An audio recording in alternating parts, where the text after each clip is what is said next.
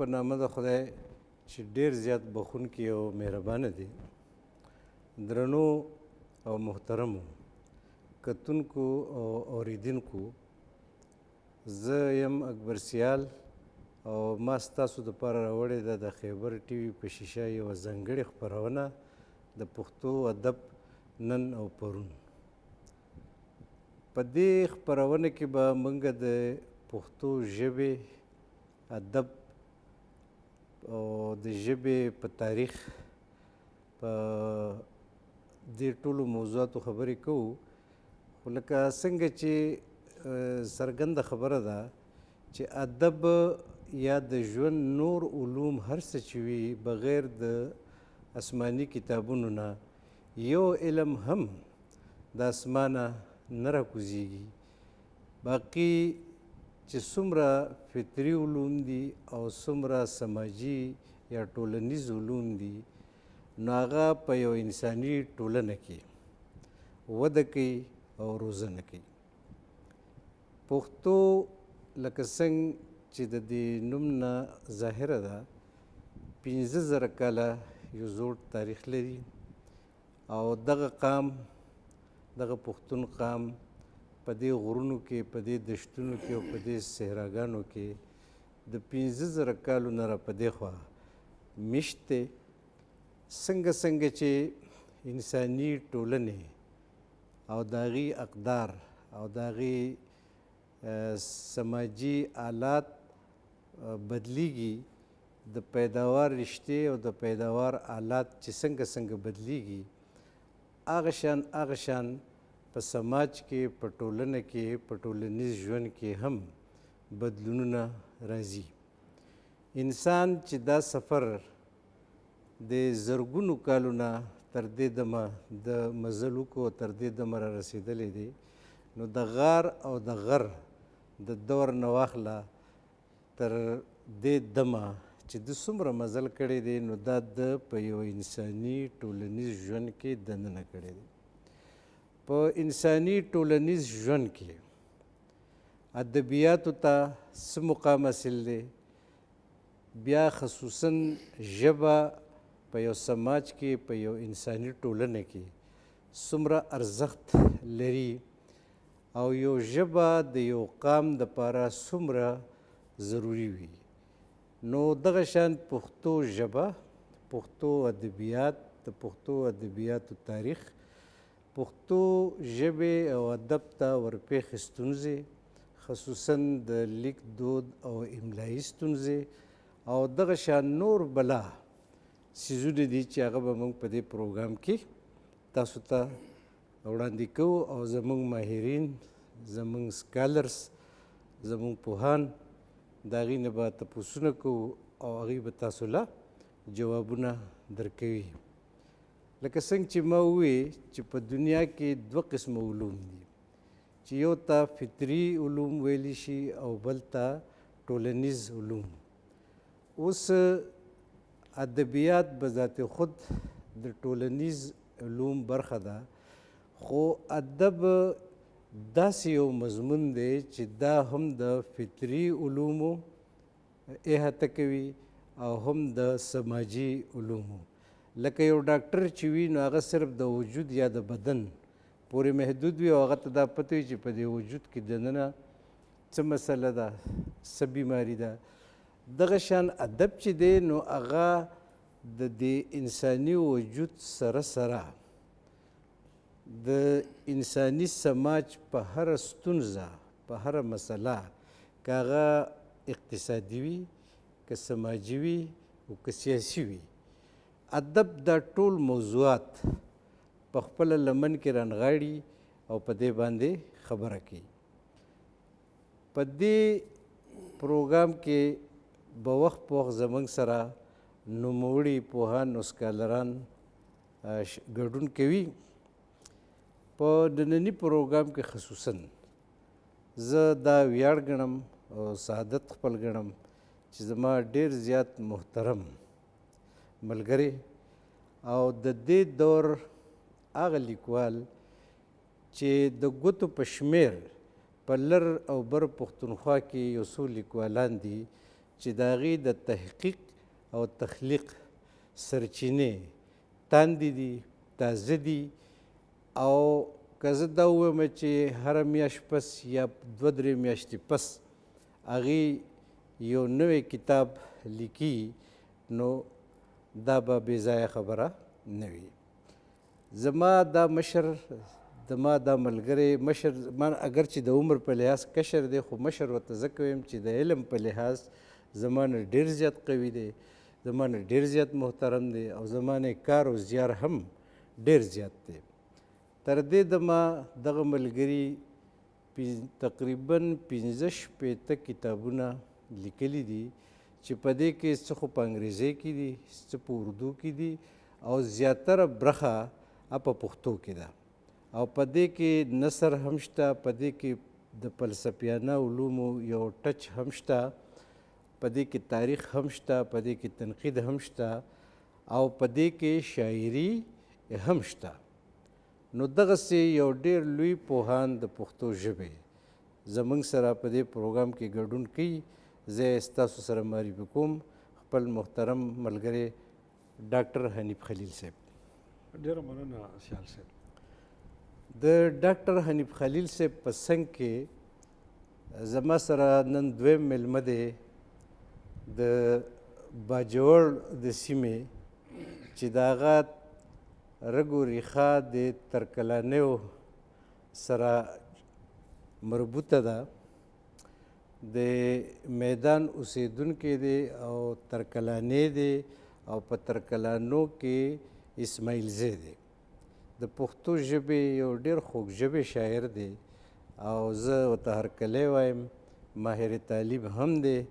نو ښاغلی عزیز واحد صاحب زموږ سره ناست دی، هغه به هم په دې خپرونه کې تاسو سره خبرې او شاعري شریکوي. محترم ډاکټر حنیف خلیل صاحب، لکه څنګه چې د پروګرام د دې نوم نه واضحه ده، پښتو ادب نن او پرون، سبا به ورسره پکې هم خیر شامل کړو. ډېر مختصر او ساده تپوس ډاکټر صاحب، جی دا مونږ وایو چې ادب یو ځل داسې چلو شو چې په توتکان کې زموږ د ادبي جرګې غونډه وه، نو د ملکنډ ایجنسۍ زموږ شاعران ناست وو. نو زموږ د تاڼې یو ملګری و ارواخات سرهندي صاحب، خدای دې وبخي اوس وفات شوی دی. نو زموږ په هغه ټولنه کې، په هغه غونډه کې په دې بحث روانو چې د ادب څه ته وایي. نو هغه ډېر په بې ساختګۍ سره یو خبره وکړه، وی مړه وی ادب څه ته وایي، خو ته زما ادب کوه، زه به ستا ادب کوم. نو آیا واقعي ډاکټر صاحب ادب دغه څیز دی چې زه به ستا ادب کوم او ته به زما کوې؟ او که نه، ادب یو علم دی، یو سماجي ساینس دی، یو آرټ دی، دا څه شی دی؟ ادب څه ته وایي ډاکټر صاحب؟ ډېره مننه سیال صاحب. اول خو به زه شکریه ادا کوم ستاسو چې زما په تعارف کې تاسو ډېره مینه او ډېر نزدېکت وښودلو، نو زه فخر کوم ستاسو په ملګرتیا. راځو نیغ په نیغه ستاسو پوښتنې ته چې د ادب رښتیا هم دا اصطلاح راځي مخې ته، خو چې دا دی څه شی، او په دې ډېر بحثونه هم کېږي، ډېر پې شوي هم دي، ډېر کنفیوز هم دي. د دغه بحثونو نه ډېر خلک نتیجه هم نشي ویستی چې اوس د ادب تعریف څه دی. زه کوشش کوم چې ډېر په اسانو ټکو کې، او که خبره لږه رانه اوږده شوه، نو داسې سټپ بای سټپ تسلسل سره د دې ادب تعریف کوم. شروع خو دې نه کوم چې د مغرب یو سکالر دی سینټ اګسټاین، دغه مشهوره جمله ده یا کول دی چې که ما نه تپوس کې چې د ادب راته ایکسپلین کا، نو زه پرې نه پوهېږم، او که تپوس رانه نه کې نو په هر څه پوهېږم. څه لومبی تعریف یې دا کړی دی، یعنې دا د محسوساتو دنیا ده، په لفظونو کې د دې ټول اړخونه څرګندېدی هم نشي. د اکسټاین احساساتو د وجدان دنیا او د وجدان دنیا ده. خو چې چا په لفظونو کې د دې څرګندونه او وضاحتونه کړي دي، نو په هغې کې موږ سره زوړ ټکی خو دی ادب. په دې زوړ ټکي کې ورو ورو تبدیلی راتلې، او ورسره بیا په مغرب کې د لټریچر ټکی هم استعمال شو. دې دواړو ټکو کې د ادب تعریف یا وضاحت پروت دی. تاسو چې د خپلې علاقې د کوم مشر کیسه بیان کړه چې مړه ادب څه ته وایي خو ته زما ادب کوه او زه به ستا ادب کوم. د دې ادب دا ټکی اصل کې چې د عربی دی د دې ړومبی مطلب همدغه دی، یعنی د ادب تعریف شروع کیږي دغه ځای نه چې عزت او احترام ورکول. بیا په عربي قبایلي کلتور کې به عزت او احترام هغه چاته ورکړلی کېدی شو چې د چا به میلمستیا کېدله. که ما به تاسو میلمه کوي نو د دې مطلب به دا و چې زه تاسو ته ادب او احترام در کوم او اخلاقي طور زه تاسو یو دروند شخصیت ګڼم. نو د میلمستیا معنی هم په ادب کې شامله شوه. بیا دغه قدرونه په وینا کې راغلل، چې وینا کې راغلل نو دې سره به اخلاقي خبرې، ټولنیز شعور، په ټولنه کې د انسانانو اهمیت او مقام دا به چې کله ډسکس کېدو، خبره اتره به کېده، دغه قسمه خبرو ته به ادب ویلو چې په هغې کې احترام، عزت او ټولنیز شعور پروت وي.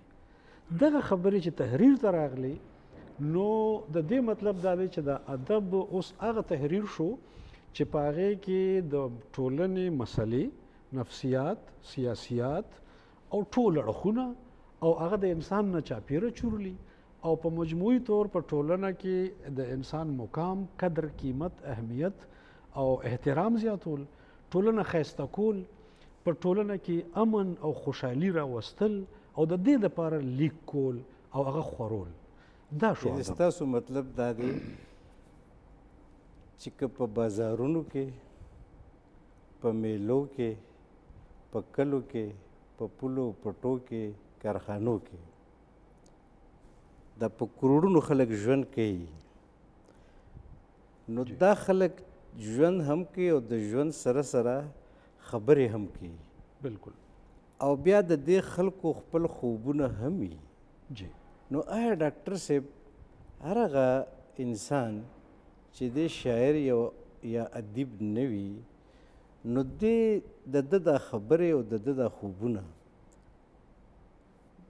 دا چې څوک پکچرایز کوي یا څوک یې قلمبند کوي نو په دغه عامو وګړو او په دې لیکوال کې څومره توپیر دی، څومره فرق کیدی شي؟ ډېره ښایسته خبره مو وکړه سیال صاحب. زه به د شاعرۍ او د ادب هغه د تعریف تسلسل دیزي ته راورسوم کومه چې ستاسو پوښتنه ده. لومبی خو دا ده چې تاسو د ادب په هکله په خپلو خبرو کې ډېر ښه وضاحتونه وکړه، د فطري علومو، د ټولنیزو علومو خبره مو وکړه. د دې نه پس ته یو درېیمه غټه درجه ده چې هغې ته موږ وایو فنون. په فنونو کې دننه یو ډېره غټه کیټګري ده چې هغې ته موږ وایو فنون لطیفه، یعنی ښکلي هنرونه، نازک، زیبا، ښایسته هنرونه. دا ادب چې دی دا په دې نازکو، ښایسته او ښکلو زیبا هنرونو کې شامل دی چې ځینې نور پکې دي، مصوري ده، موسیقي ده، نقاشي ده، سنګ تراشي ده، رقص دی، پرفارمینګ آرټس دي. دا ټول چې راجمع کې دا دي فنون لطیفه، ښکلي هنرونه، نازک هنرونه او شاعري او ادب چې دی دا په دې کې یو شامل دی. ډاکټر صاحب دلته یو سوال پیدا کېږي، دا کوم فنون لطیفه، دا کوم وضاحت چې تاسو وکړو لکه مصوري، سنګ تراشي، رقص یا دغسې نور څیزونه، جی، آیا دغه څیزونه هم د ادبیاتو حصه ده؟ دا سیال صاحب داسې ده که نه چې دا ځان له خو یو فن دی، خو دې کې د شاعري او ادب چې دی دا یو داسې وسعت او د پراخ مفهوم لري چې په دې کې دغه ټول فنونه خو هم په خپله راتلی شي چې د دې نه علاوه پکې علوم هم راځي، فطري علوم هم راځي، ټولنیز علوم خو د فنون لطیفه نه ځان له یو څانګه ده، خو هغه هم د ادب برخه ده. بیا په شاعرۍ او په ادب کې خو د فلکیاتو خبرې دي، د جغرافیې خبرې دي، د تاریخ خبرې دي، یعنی پوره انساني ژوند دی پکې. نو ټول علوم و فنون چې دی هغه د ادب برخه کېدی شي، خو صرف خبره ده د سنسیټیویټي، د حساسیت چې شاعر او لیکوال چې دی زما دلته دا یو تپوس دا کول غواړم، لکه تاسو ووایئ چې د انساني ژوند ټول اړخونه اوس معیشت دی، سیاست دی او سماجیات دي. جی. نو سیاست، معیشت او سماجیات دا هم د ادب برخه کېدی شي، یا خصوصا په دې کې به لږه اضافه زه وکړم چې د فلسفیانه علوم دي، تاریخ دی او دغسې نور. نو دا علوم چې دي دا د ادب برخه کیدی شي که نه ادب ځان له یو ځانګړی یو جدا او منفرد څه شی دی چې که هغه یو طرف ته شاعري او بل طرف ته په نثر کې لیکلي کتابونه وي ناول افسانه ډرامه یا دغسې نور مواد په دې کې دا توپیر لږ داسې دا وضاحت یې وکړي چې دا خبره زمونږ د محترمو اوریدونکو او کتونکو ته ورسي. واقعي چې دغه کنفیوژن شته زه تاسو ته دا اسانوم یا په اسانو ټکو کې بیانولو کوشش کوم. ګوره په ادب کې فلسفه سیاسیات سماجیات هر څه راتلی شي. ادب صرف د اظهار د سلیقې نوم دی چې ادیب به اظهار څنګه کوي.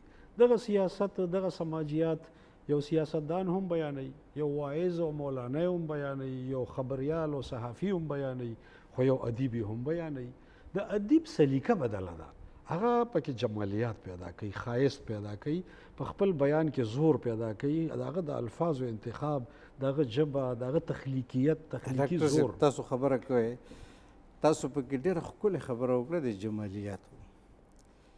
ما یو ځای کې لوستي وو چې جمالیات ګورو چې خلک جمالیات ته په څرنګه ګوري نو زمونږ په سماج کې یا په ټولنه کې عموما خلک د مخ تر حده پورې د مخ سترګو شونډو وریځو تر حده پورې دا د جمال حصه ګڼي. ما یو ځای کې لوستي وو یو ډېر لوی سماجي عالم دا خبره کړې وه چې دا جمالیات چې دي نو دا انسان دوستی ته وایي دا د زړه د تل صداقت ته وایي او هغه ښایست ته وایي چې چرته چرته خلک ځپلي کیږي او د ځپلو خلکو ترجماني څوک کولی شي په ټیک طریقې سره نو هغه سماجي عالم وایي چې جمالیات دغه عمل ته وایي. تاسو د دې سره اتفاق لرئ؟ بالکل اتفاق هم لرم او وضاحت یې هم کوم. داسې ده چې د جمالیاتو بنیاد د مسرت پلیژر تسکین خوشحالي. اوس دغه بنیادی نکته چې ده د یو طبقې ته به په دې کې وي چې هغه د مخو زلفو د دې رخسارو د دې نه تسکین اخلي. یو بله طبقه به داسې چې هغه به د یو غریب مفلس طبقې په مدد کولو کې تسکین اخلي. یو بله طبقه به داسې چې هغه به په خپل سیاسي شعور په هغه بیانولو کې او عملي قدمونو اخیستو کې تسکین اخلي. دا ټول جمالیات دي. یعنی ترقي پسندو دانشورو چې د جمال کم تعریف کړی دی په هغې کې زه اوس که یو کوټ کوم وخت رانه اوږدېږي خبره وکړې دا خو مهم موضوع ده زمونږ د جی بالکل ادبیاتو سره دا داسې حال ځکه ډاکټر صاحب چې لکه بنګ عموما د جمالیاتو خبره کوو یا د اسټیټکس خبره کوو نو باید موږ خپل محترم کتونکي او لیدونکي تر خپله وسه په دې پوهه کوو چې د جمالیات داسې شي صحیح ځکه چې زمونږ د نوي کل چې څومره لیکوالان دي نو یا خو د هغې سوچ او فکر ډېر رغی دی یا د هغې ویژن یا د فکر وسط دومره نه وي چې دې نزاکتونو ته پاملرنه وکړي. نو تاسو زمونږ چې کوم د نوي کل د لیکوال دي خصوصا او زمونږ عام خلک عام پښتانه هغه د جمالیاتو په معنا د ادبیاتو په رڼا کې په خبرو کې چې هغې پې پوه شي چې څه کول پکار دي او دا څنګه ویل پکار دي. ډېره ښه خبره مو وکړه. ګورئ زه به یو حواله دا درکړمه چې دینی او مذهبي حوالې سره چې کوم مثالونه دي قرآن حکیم یو مثال پیش کړی دی چې دا ګډې یو شپونکي روانې کړي یو ترتیب سره او تاسو ګورئ چې دغه ګډو کې هغه سادګي او هغه کلیوال فطرت تاسو فیل کوي. دا څومره ښایسته منظر دی. اوس دا یو انګل دی. ترقي پسند دانشور څه مثالونه ورکوي چې یو غریبه زنانه ده په پټي کې کار کوي محنت کوي او یو ماشوم یې ځان ته په پوله باندې اچولی دی چې دا محنت وکړي بیا به د ماشوم دپاره رزق پیدا کیږي او بیا به دا ماشوم را لویږي. د دې شاته یو لویه فلسفه ده. اوس دغه ښځه چې کار کوي محنت کوي او ورته په پوله ماشوم پروت دی د دې منظر سره کوم فیلینګز راځي هغه څومره جمالیاتي تصور دی. که زه دا یو څلوریزه دلته شریکه کړمه نو دا به د ستاسو د خبرې سره مطابقت ولري که به ونه لري جی یو څلوریزه ده چې خمارونه د منم په اننګو کې خو زمونږ یې نصیب نشته دی پسکو کې ستا دیدن راته د خپل وطن نظام شه وږې تږې مې ساتي په زولنو کې دا به د جمالیاتي فلسفې سره دا څلوریزه تړون او پیوستون لري ډاکټر صاحب؟ بالکل زه چې کوم ترقي پسند تصور د جمالیاتو بیانوم که نه په دې د اردو لیکوالو ډېر کار کړی دی. مجنو ګورکپوري او په دې کې ډېر لوی نومونه نور دي. فیض احمد فیض په خپله جمالیات د صداقت نوم ګڼي. ډاکټر صاحب د فیض صاحب نه دوباره به خبره شروع کوو خو یو دمه اخلو او دمې نه پس راځو موږ سره اوسئ.